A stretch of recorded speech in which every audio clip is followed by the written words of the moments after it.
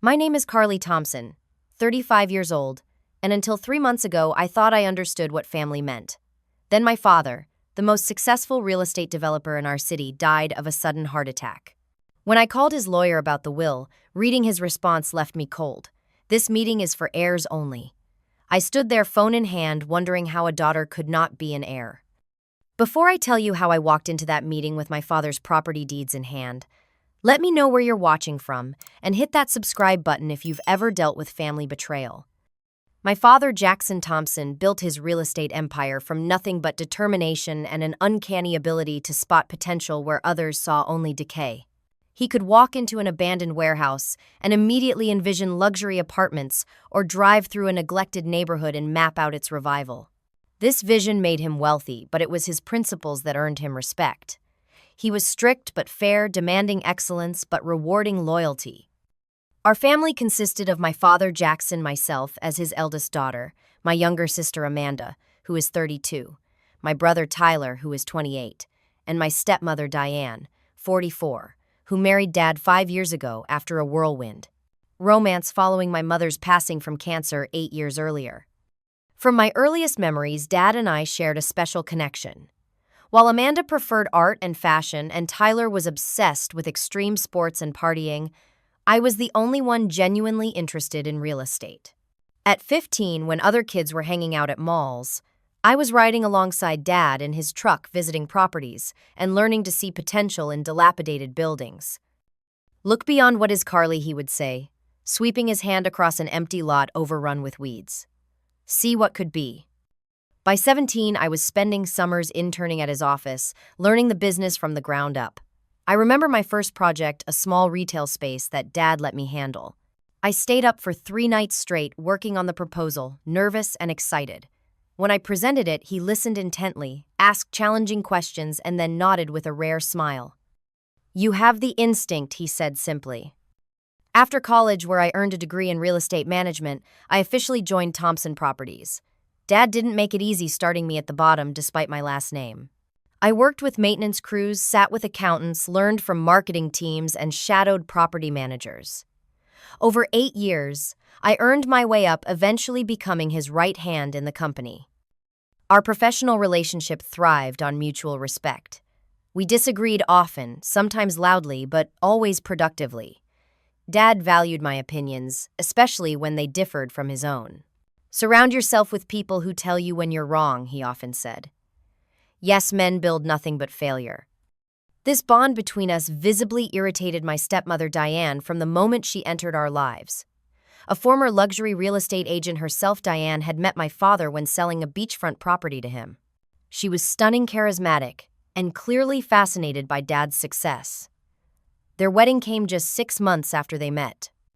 Amanda and Tyler immediately adored Diane. She took them shopping, supported Amanda's artistic pursuits with expensive materials, and funded Tyler's increasingly extreme hobbies. They quickly formed a tight trio, with Diane positioning herself as the fun, indulgent parent figure Dad never was. Meanwhile, my siblings had never shown interest in the family business. Amanda, with her art history degree, cycled through gallery internships that never lasted longer than a few months. Tyler dropped out of 3 colleges before settling into what he called finding himself, but what mainly involved expensive trips to exotic locations and returning with tales of adventures that sounded suspiciously exaggerated. Both lived off generous allowances from Dad, something that became a point of contention between us. Their young dad would say whenever I brought it up, "They'll find their way." "They're taking advantage," I would counter. "How will they learn responsibility?" He would smile sadly and change the subject, a rare instance where our communication faltered. In the final year of his life, Dad began having more private conversations with me about the future of the company. One evening, after everyone had left the office, he invited me into his wood-paneled study. The room smelled of leather and the single malt whiskey he occasionally enjoyed. "I've been thinking about succession planning," he said, swirling the amber liquid in his glass. "You're ready to take on more." "What about Amanda and Tyler?" I asked. He looked out the window at the city skyline buildings he had helped shape dotting the horizon. "They have different paths. Not everyone is meant for this work." He turned back to me. "But you, Carly, you understand that buildings aren't just structures. their legacies, communities, futures. That night, he outlined rough plans for the years ahead, suggesting I would eventually take control of the company while making provisions for my siblings. It was the clearest indication of his intentions, though nothing was formalized in writing at that point. Little did I know that these plans would soon be threatened by forces already at work within our own family. The changes in my father began subtly after his marriage to Diane, like water gradually eroding stone. The first sign came when Dad started canceling our traditional Sunday dinners, where we had always discussed business and life over steaks at his favorite restaurant. Diane has other plans became his common explanation. Then came the shifts in his decision-making. Dad had always been methodical, researching investments thoroughly before committing. Suddenly, he was making impulsive purchases like the yacht he bought despite never showing interest in sailing or the vacation home in Aspen, even though he disliked cold weather. All these new acquisitions somehow aligned perfectly with Diane's interests. At first, I dismissed these changes as a newlywed trying to please his wife. But when Dad began altering business strategies that had proven successful for decades, my concern deepened. He withdrew from active management of certain properties, delegating them to new managers. Diane recommended people with thin resumes and suspicious credentials. "I trust Diane's judgment," he would say whenever I questioned these decisions. "She's brought fresh perspectives to my thinking." Fresh perspectives were one thing. Completely contradicting proven business principles was another. The tension between us grew when I discovered Diane had been attending meetings with potential investors without my knowledge, despite having no official role in the company. "Your father wants me involved," she explained with a smile that never reached her eyes. "Has concerned you're becoming too controlling, Carly." The accusation stung because it echoed nothing of the father I knew. Dad had always valued my thoroughness, my attention to detail. Now these same qualities were being reframed as negative traits. Meanwhile, Diane was orchestrating a subtle campaign to integrate Amanda and Tyler into the business, placing them in management positions despite their complete lack of experience or interest. Amanda was suddenly overseeing our marketing department, though she rarely showed up at the office. Tyler was given the title of expansion consultant, which mainly seemed to involve expense accounts for business trips that yielded no actual results. Family dinners became battlegrounds of subtle barbs and undermining comments. Diane would praise Amanda and Tyler lavishly while finding ways to diminish my contributions. "Of course, we all appreciate Carly's dedication," she would say, somehow making the word sound like a character flaw. "But Amanda has such a fresh, creative vision for the brand." Dad, who once would have seen through such tactics, now nodded along. When I tried to speak to him privately about my concerns, Diane would materialize as if summoned, never allowing us prolonged time alone. The family fracture widened when I discovered financial irregularities in some of our newer projects, all managed by Diane's appointees. Large consulting fees were being paid to companies I couldn't verify. When I brought this to Dad's attention, he dismissed it with uncharacteristic irritation. "Not everything needs your approval, Carly. You need to learn to delegate." The ultimate blow came when Dad excluded me from a major acquisition meeting, something that had never happened before. When I confronted him afterward, Diane was by his side, hand possessively on his arm. "We thought it best you focus on operations rather than expansion," she explained smoothly. "Your father is concerned about your stress levels." I looked to Dad, waiting for him to contradict this blatant manipulation, but he merely nodded, avoiding my eyes. That night I cried for the first time since my mother's funeral. I wasn't just losing control of the company, I was losing my father. The situation deteriorated further when Dad began having health issues. Occasional chest pains, fatigue, moments of confusion that he tried to hide. The doctor recommended rest and stress reduction, which Diane used as justification to further limit my access to him. "He needs calm," Carly Shed say when I tried to visit. Business discussions upset him. I knew this couldn't be true. Business had always energized my father, not drained him. Yet I found myself increasingly shut out as Diane controlled his schedule, his medication, and his visitors. On a rare evening when Diane was attending a charity function without him, I managed to visit Dad alone. I found him in his study, looking older and more frail than I had ever seen him. The vibrant, commanding presence had dimmed. "Dad," I said, kneeling beside his chair, "I'm worried about you. About the business. About what's happening. He seemed to rally then, some of his old sharpness returning to his eyes. Not everything is as it appears, Carly. I've had to make adjustments. What kind of adjustments, Dad, if you're in trouble? He shook his head, glancing toward the door as if afraid of being overheard. I've taken precautions, for your sake, for the sake of what we've built. From his desk drawer, he removed a small key, pressing it into my palm with urgency. The lakeside office. The old filing cabinet. Bottom drawer. His voice dropped lower. What belongs to you has been secured. Trust in that. Before I could ask more questions, we heard the front door open. Dad quickly squeezed my hand. Remember what I taught you. Look beyond what is. See what could be. Diane appeared in the doorway moments later, surprise and irritation flashing across her face before she composed herself. Carly, what a pleasant surprise.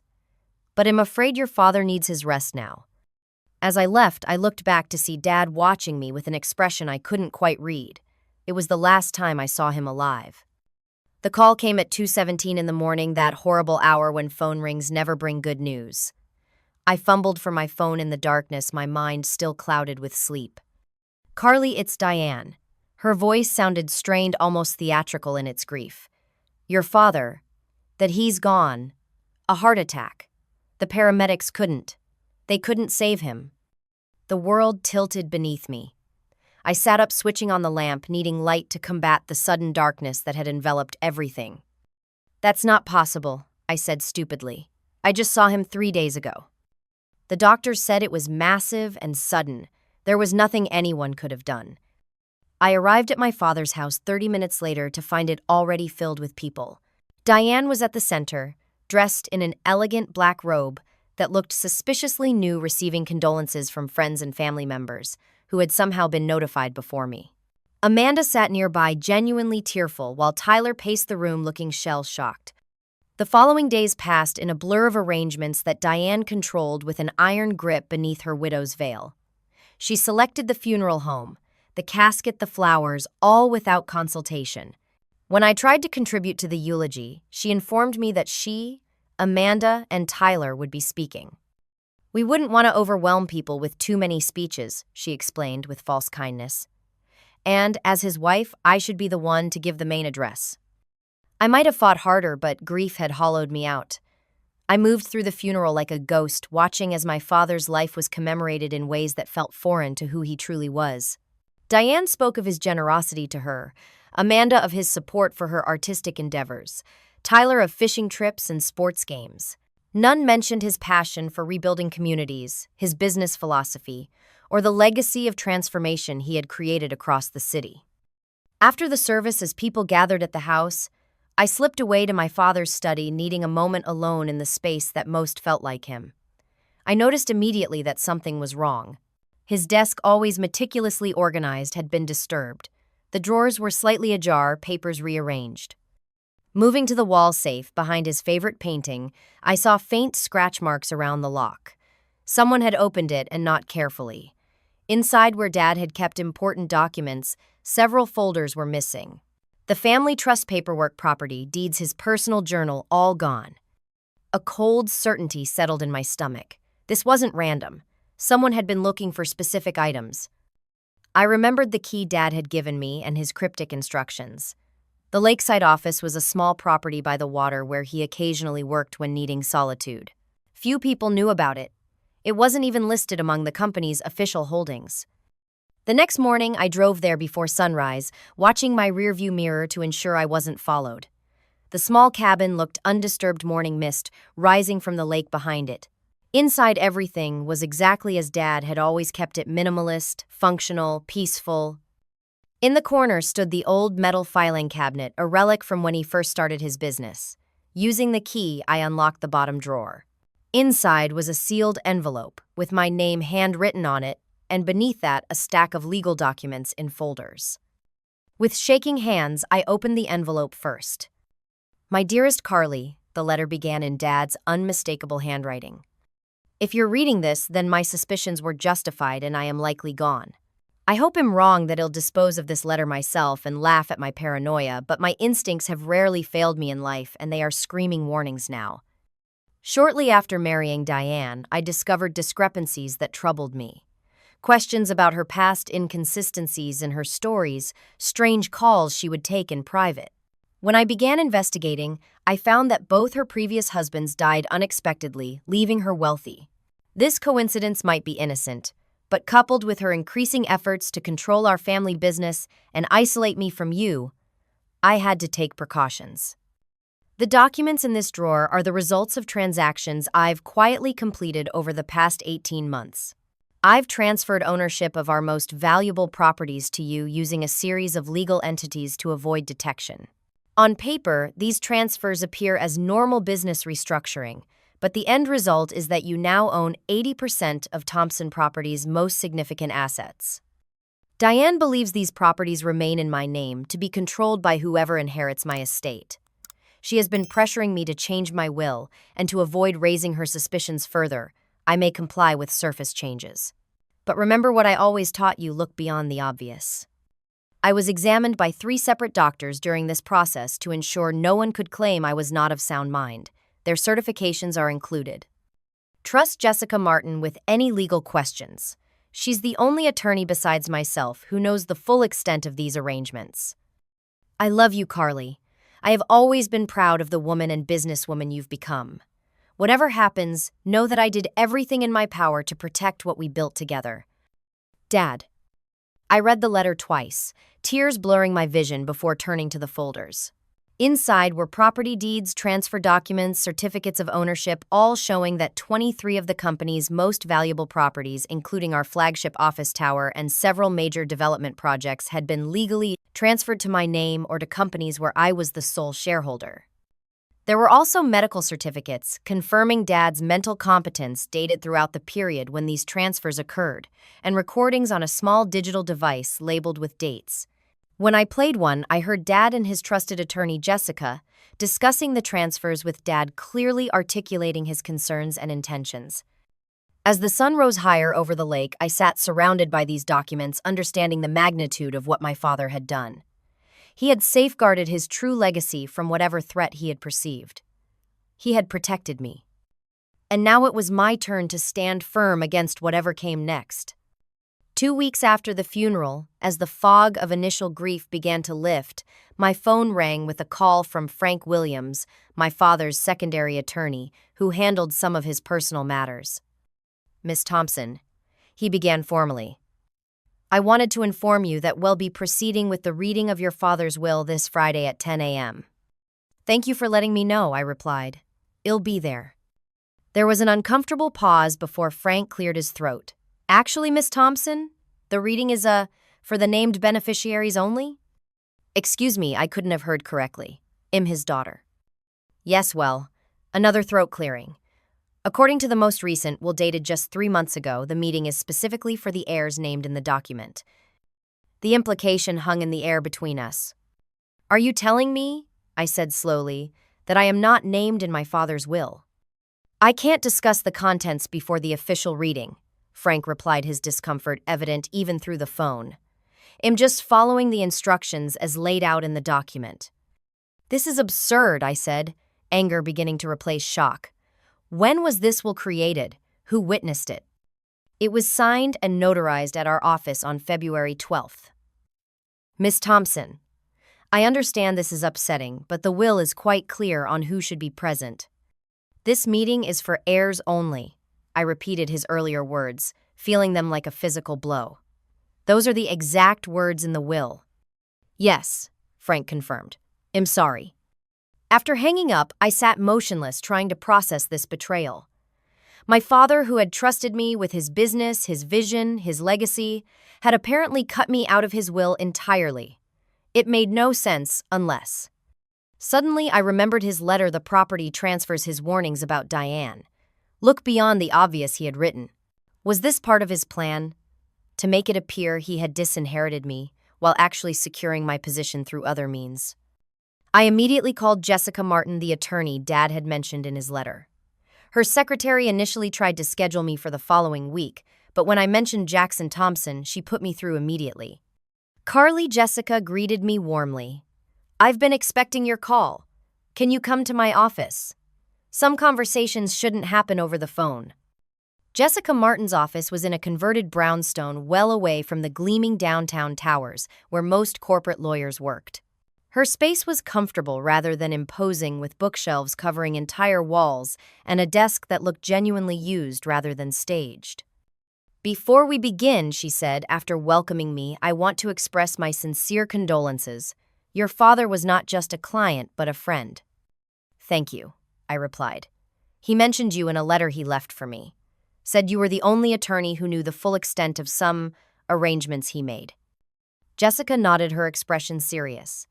"Jackson came to me about 18 months ago with concerns about his wife and the future of his company.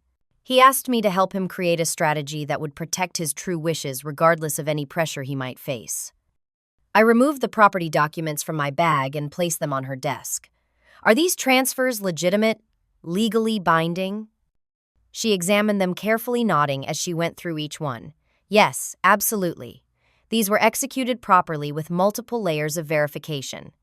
Your father was extremely thorough, anticipating potential challenges." "But his will," I began. "I just found out I'm not even included. How is that possible?" "Jackson mentioned he might change his will as a misdirection," Jessica explained. "He suspected Diane was pressuring him about his estate planning and felt that appearing to comply would give him room to maneuver with these other arrangements." She gestured to the documents. "The beauty of this strategy is that it doesn't matter what the will says about these properties because they're no longer part of his estate. They already belong to you, transferred while he was alive and of sound mind." "So what do I do now?" I asked. "Frank Williams, the attorney handling the will, has made it clear I'm not welcome at the reading." Jessica leaned back, a small smile forming. "Actually, I think you should absolutely attend that reading. But how hell try to keep me out?" "Trust me," she said, "you have every right to be there. Not as a beneficiary, perhaps, but as the legal owner of most of what they think they're about to inherit." She began sorting through the documents, creating a carefully organized portfolio. "Bring these. Don't reveal your hand until the appropriate moment. And Carly," her expression grew serious, "I'm coming with you. Jackson would have wanted me there to ensure his true wishes are honored." As we prepared our strategy, Jessica also revealed something else that confirmed my worst fears about Diane. "Your father hired a private investigator to look into your stepmother's background," she said, showing me a sealed folder. "I think you should know what he found." Inside was a comprehensive report detailing Diane's past. Born Diana Russo, Shed changed her name after leaving her hometown. She had been married not once before my father, but twice. Both husbands had been wealthy men significantly older than her. Both had died unexpectedly, leaving her substantial inheritances. Both deaths had occurred after changes to their wills favoring her. There had been investigations in both cases, but nothing had ever been proven. The pattern, however, was undeniable. "Dad knew all this?" I asked, horrified. "He found out gradually," Jessica confirmed. "By the time he had the full picture, he was already concerned about his health and afraid of what might happen if he confronted her directly. That's when he began transferring the properties to you." As I left Jessica's office that day, the grief in my heart was joined by a steely resolve. My father had protected me as best he could. Now it was my turn to stand up for his true legacy. Friday arrived with gloomy skies that matched my mood. Jessica and I met an hour before the scheduled reading, reviewing our approach one final time. I wore a simple black dress, professional and understated, with my father's first real estate license framed in silver pinned to my lapel like a badge of honor. "Ready?" Jessica asked, as we stood outside Frank Williams' office building. I nodded, clutching the portfolio of documents. "As ready as I'll ever be." Together we walked into the building, prepared to reveal the truth that would change everything. Frank Williams' office occupied the 10th floor of a mid-rise building downtown with views of the city skyline my father had helped shape. The reception area featured muted colors and generic artwork, nothing like the bold, distinctive style of my father's company offices. As Jessica and I approached the reception desk, I could see through the glass doors of the conference room. Diane was already seated at the head of the table, dressed impeccably in designer morning wear, with Amanda and Tyler flanking her like loyal subjects. They were chatting comfortably, occasionally smiling, hardly the picture of a grieving family. "Miss Thompson," the receptionist said with surprise after I gave my name. Let me check if. She made a quick call, speaking in hushed tones before looking up apologetically. Mr. Williams says he needs to speak with you before you join the others. That's fine, I replied calmly. Moments later, Frank emerged from his office, his discomfort evident in his stiff posture and forced smile. He was a small man with thinning hair and expensive glasses, the kind of attorney who specialized in doing what he was told rather than offering bold counsel. Carly, he began, then corrected himself, Miss Thompson. I believe I explained on the phone that today's meeting is specifically for named beneficiaries. I understand that, Frank, I said, and this is Jessica Martin, my attorney. Frank glanced nervously at Jessica, whose reputation as a formidable litigator clearly preceded her. Miss Martin, while Miss Thompson certainly has the right to legal representation, the instructions in Mr. Thompson's will were very specific about who should be present for the reading. Jessica stepped forward slightly. Mr. Williams, my client, is the majority owner of Thompson Properties and has direct interest in any discussions about her father's estate. Attempting to exclude her could be seen as an intentional effort to conceal relevant information which might constitute an ethical violation. Frank's face flushed. There's no concealment intended, I assure you. I'm simply following the explicit instructions in the will. Then you'll have no objection to us observing, Jessica replied smoothly. Unless there's something you're concerned about us hearing. Trapped by this logic, Frank reluctantly nodded. Very well. But I must note for the record that this is contrary to the specific language in the document. He led us toward the conference room, pausing at the door. Please wait here while I explain the situation. Through the glass, I watched as Frank entered and spoke quietly to Diane, whose perfectly composed face suddenly hardened. She shook her head emphatically, gesturing with sharp, angry movements. Amanda looked confused, while Tyler glared toward the door where I stood. After a minute of heated discussion, Frank returned. Miss Diane Thompson has expressed strong objections to your presence, citing her husband's wishes. Then, well, wait right here, I replied, and if necessary, we'll file an emergency injunction to halt these proceedings until a judge can rule on my right to be present. Frank paled at the prospect of legal delays. That won't be necessary. You may observe from the back of the room, but the reading will proceed as planned for the named beneficiaries. As we entered, Diane's eyes locked onto mine with pure hatred. Amanda looked genuinely surprised to see me while Tyler scowled. What is she doing here? Diane demanded. Frank, you specifically said this meeting was for heirs only. This meeting is for heirs only, Frank repeated nervously. Miss Thompson and her counsel are merely observing. I remained silent, taking a seat at the far end of the table with Jessica beside me. The portfolio of documents sat before me unopened for now. Frank cleared his throat and began the formal proceedings, reading through legal preliminaries in a monotone voice. Finally, he reached the substance of the will. I, Jackson Alexander Thompson, being of sound mind and body, hereby declare this to be my last will and testament, revoking all previous wills and codicils. As Frank read on, the terms became clear. Diane was to receive 50% of Jackson's estate, including the family home and his personal possessions. Amanda and Tyler would each receive 25% of the remaining assets, including specified shares in Thompson Properties. My name was not mentioned once. I watched Diane's face as the details unfolded, the slight smile of satisfaction growing with each provision. Amanda looked uncomfortable, occasionally glancing in my direction with what appeared to be guilt. Tyler, however, seemed almost gleeful, already mentally spending his inheritance. As Frank finished reading the main provisions, Diane turned to me with undisguised triumph. I'm sorry you had to hear that, Carly, but Jackson clearly knew who truly cared for him in the end. I might have responded, but Frank continued reading. Additionally, I include the following appendix regarding specific assets, he said, turning to the final page. The properties and holdings referenced in this will include only those assets legally owned by me at the time of my death.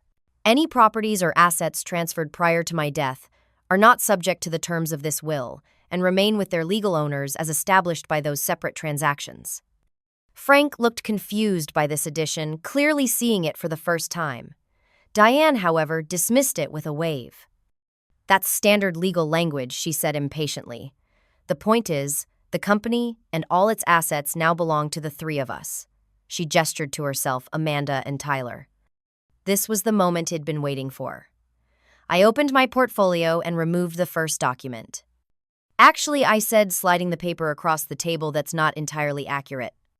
Frank picked up the document, adjusting his glasses as he examined it. This appears to be a deed transfer for the Thompson Tower dated 14 months ago. It's showing ownership transferred to. He looked up in surprise. To Carly Thompson. What? Diane snapped, reaching for the paper. That's impossible.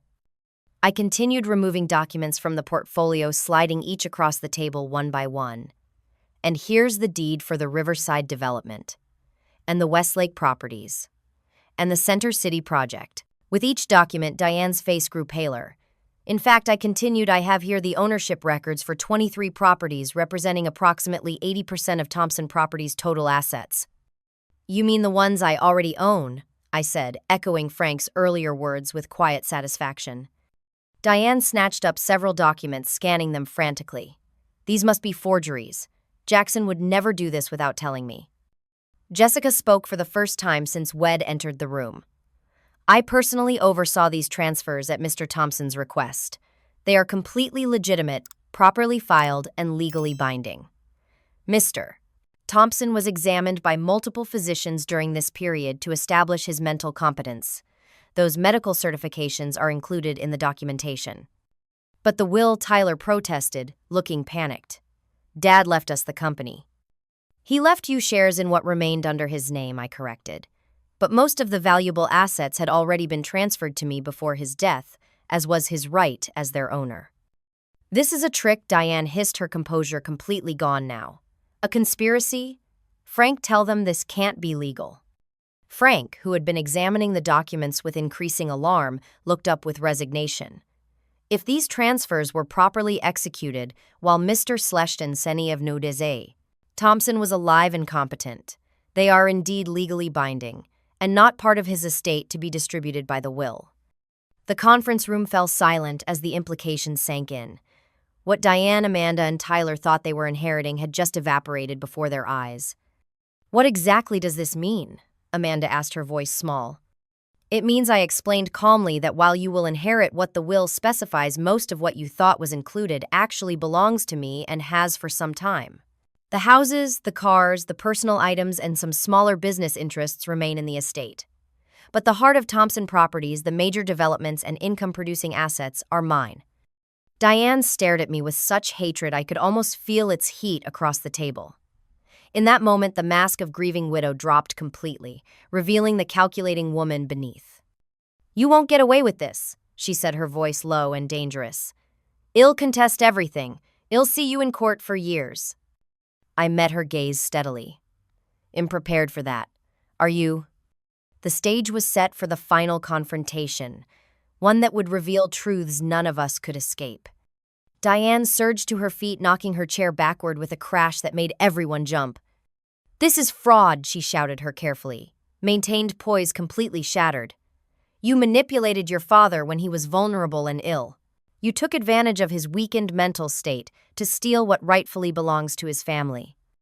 His family, I repeated, remaining seated and calm. You mean the family you were systematically isolating him from, the family you prevented from seeing him during his final months. That is a vicious lie, Diane snarled. I was protecting Jackson from stress on doctor's orders. Orders you repeatedly ignored in your pathological need to control everything. Jessica silently placed another document on the table, sliding it toward Frank. These are the visitor logs from Mr.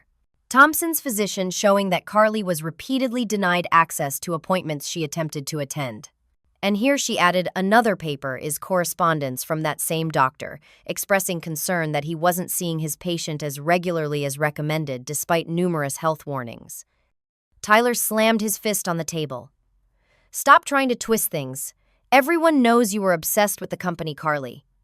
You couldn't stand that Dad finally found happiness with Diane and wanted us all involved. You couldn't stand sharing control. Is that what you truly believe, Tyler? I asked, looking directly at my brother. That Dad, who built everything on merit and hard work, suddenly wanted to hand control to people with no experience or training. that the man who spent 40 years building his reputation would risk it all on a whim. He wanted his family united, Amanda said, though, with less conviction than Tyler. He told me he regretted how focused he'd been on work, how he wanted to make up for lost time. And when did these regrets conveniently appear, I asked. After marrying Diane, perhaps. I removed my father's letter from the portfolio and placed it on the table.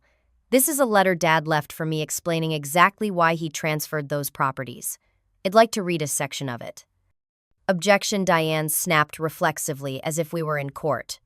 That could be written by anyone.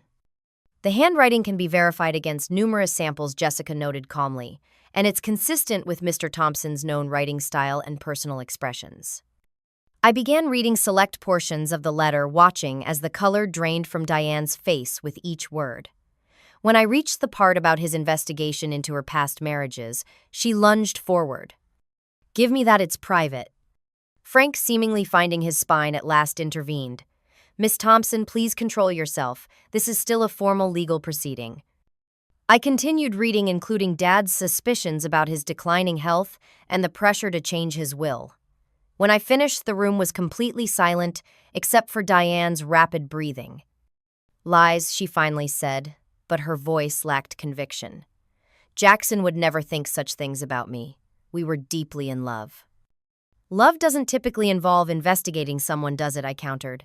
"Why would Dad hire a private investigator if he trusted you completely?" I produced copies of the investigator's report, handing them to Frank, Amanda, and Tyler.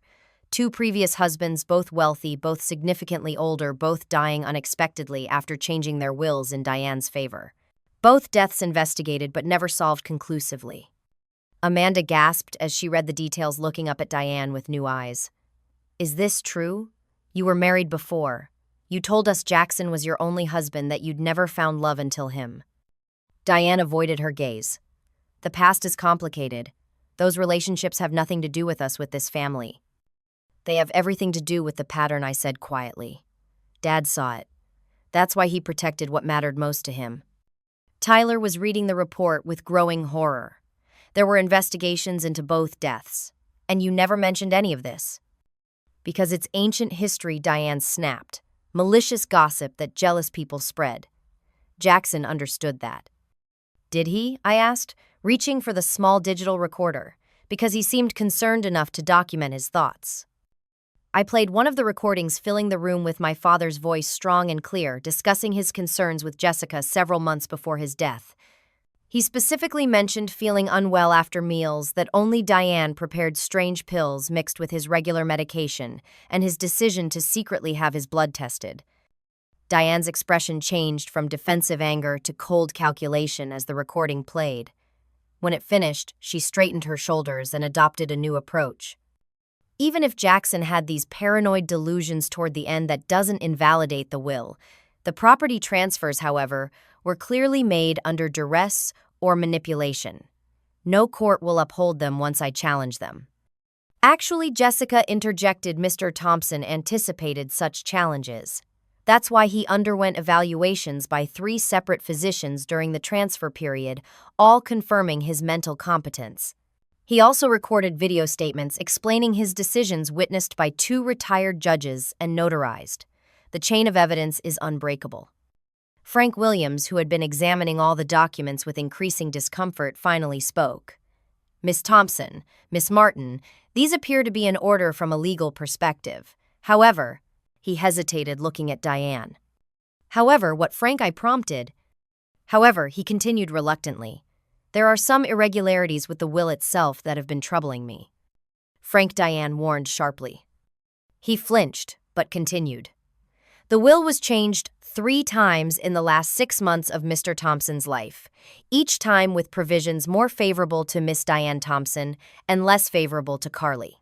The final version, which completely removed Carly, was signed when Mr. Thompson was hospitalized for tests." "You were doing your job," Diane insisted, "following your client's instructions." Except Frank said, sweat visible on his forehead. "I'm not entirely certain those were his instructions.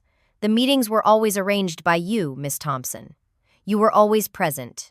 And the signature on the final will." He paused, then forced himself to finish. has discrepancies when compared to Mr. Thompson's standard signature. The room erupted.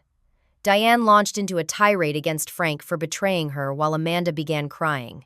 Tyler sat frozen, staring at the report in his hands.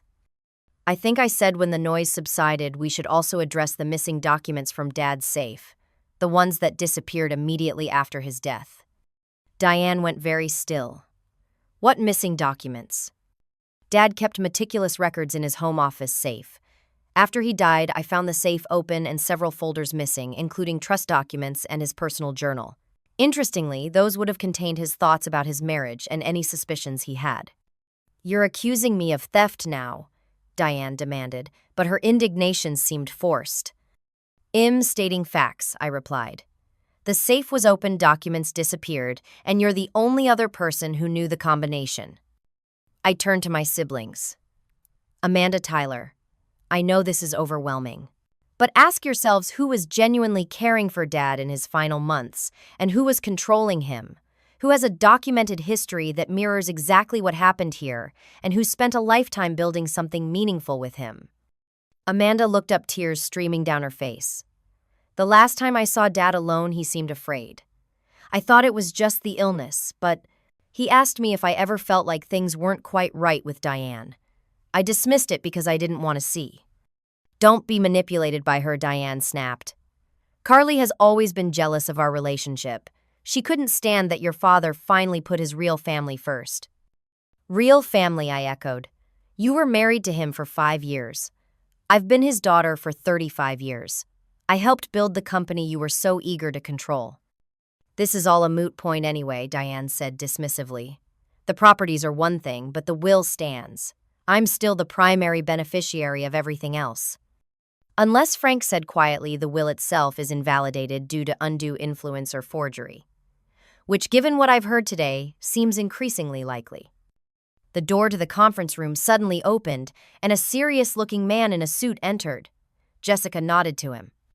This is Detective Michael Ramirez, she introduced him. Given the nature of the allegations emerging and the suspicious circumstances surrounding Mr. Thompson's death, we thought it appropriate to involve the authorities. Diane went completely pale. This is ridiculous. You're all conspiring against me now. Detective Ramirez stepped forward. No one is accusing anyone of anything yet, Miss Thompson, but there are serious questions that need answers, including why Mr. Thompson's toxicology report, which I received this morning, shows elevated levels of certain compounds that are consistent with gradual poisoning. The revelation landed like a bomb in the room. Amanda gasped. Tyler jumped to his feet, backing away from Diane as if she were contagious. That's impossible, Diane whispered, but the fear in her eyes told a different story. Miss Thompson, the detective continued, addressing Diane. I'd like you to come down to the station to answer some questions. You have the right to have an attorney present. As Detective Ramirez let a shell-shocked Diane from the room, the family she had tried to manipulate watched in stunned silence. The woman who had entered the room as a grieving widow was leaving as a murder suspect. When the door closed behind them, Amanda broke down completely. Tyler stood by the window staring out at the city, his back rigid with shock. What happens now? Amanda finally asked through her tears. I moved to sit beside her, not touching her yet, but closer. Now we find the truth, whatever it is, and we honor Dad's real wishes, not what someone else tried to force on him. And the company? Tyler asked, still facing the window. The company continues, I said firmly. Dad built it to last beyond any of us. My ownership of those properties doesn't change the fact that you're both still shareholders in the corporation itself. Whether you want to be involved meaningfully is up to you. Amanda looked up at me, her makeup streaked down her face. How did we not see it? How did we let her turn us against you, against everything Dad stood for? She was very good at what she did, I said simply. And sometimes we see what we want to see. As we sat there surrounded by the legal remnants of our father's life, I felt a complex mixture of vindication, grief, and strange relief. Dad had protected his legacy from beyond the grave. Now it was up to me to carry it forward. 6 months passed, like a strange dream. The family home was sold, its walls holding too many tainted memories for any of us to want to keep it. I moved the company headquarters to a new building downtown, symbolically breaking from the past while honoring the foundation my father had built. The investigation into Dad's death proceeded with methodical care. Forensic accountants uncovered a pattern of financial manipulation in Diane's past that extended beyond her previous marriages. The toxicology reports confirmed what Wed feared. Dad had been slowly poisoned over months, the compounds carefully administered to mimic natural heart failure. Diane remained in custody, denied bail due to flight risk and the severity of the charges. Her attorney attempted to paint her as a victim of a vengeful stepdaughter, but the evidence mounted against her with each passing week. The missing documents from Dad's safe were eventually found in a storage unit rented under her maiden name, including journal entries detailing his growing suspicions and fear. The business thrived under my leadership, perhaps because I approached each decision by asking what Dad would have done. We expanded into affordable housing development, something Head always wanted to pursue but had postponed. Each project broke ground with a small private ceremony where I would place one of his old business cards in the foundation, a secret tribute to the man who taught me everything. My relationship with Amanda slowly began to heal. The first awkward lunch led to weekly coffee meetings, then to actual conversations about the future. She enrolled in business courses at the local university, not because she felt obligated to join the company, but because she wanted to understand the world Dad and I had shared.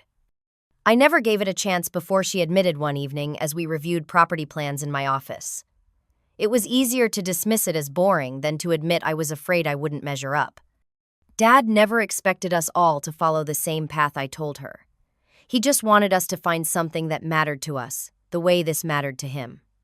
Tyler proved more difficult.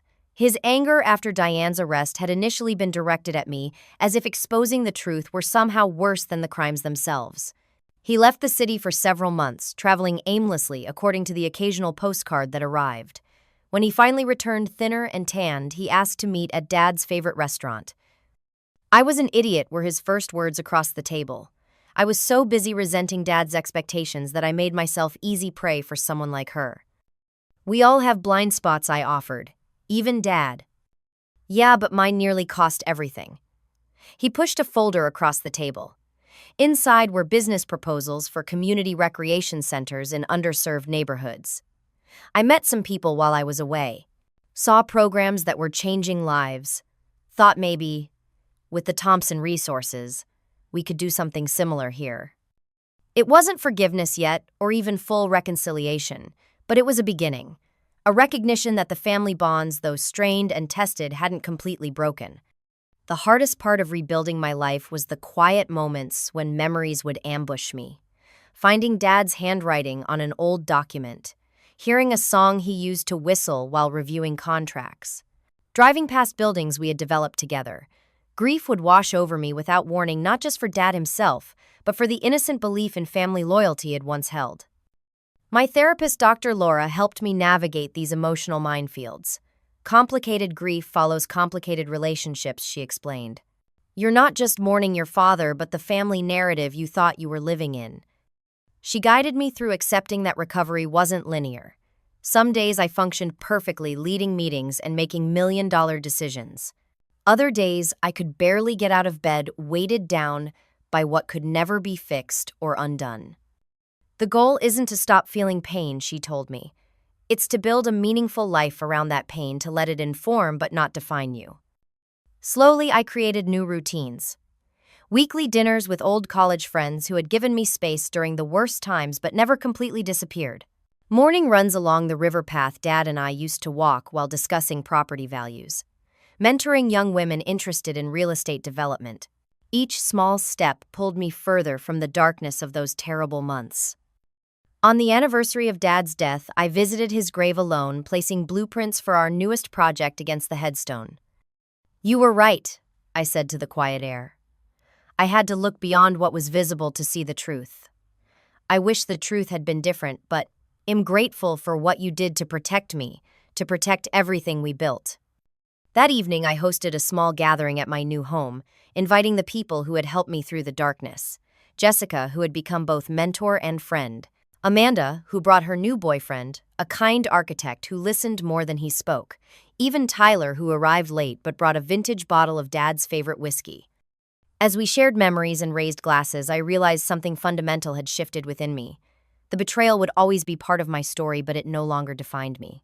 What defined me was how Id responded to it, the strength Id found when everything familiar was stripped away. Sometimes the most valuable inheritance isn't what's written in a will, but the strength you find when everything is taken away. My father knew that all along, and now so do I. Have you ever discovered strength in yourself that you didn't know you had until facing a betrayal or loss? Leave a comment below sharing your experience. And if this story resonated with you, please hit that subscribe button and like this video so others who need to hear it can find it too. Thank you for listening to my story, and remember that even in our darkest moments, we often discover our greatest power. Share this with someone who might need to hear that message today.